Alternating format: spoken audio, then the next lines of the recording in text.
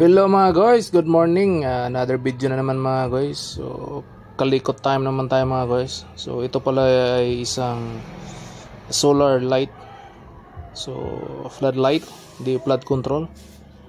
So na-repair natin kasi sira na yung baterya niya. So sa katagalan naubos na siya. Yun.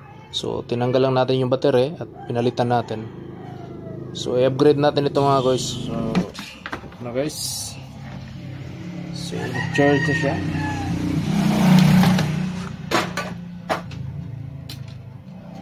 So, pinalitan lang natin ng battery. Pero itong battery guys, i-upgrade ko muna ito. So, gawin natin tatlong ganito na battery. So, mayroon na siyang BMS. Yun.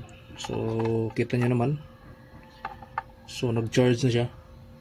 So okay na ito. So ito yung solar panel niya. Yan. Ito yung solar panel niya. Yan ito.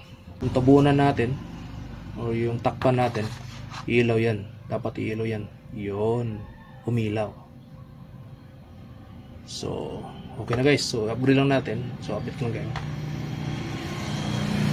Yun.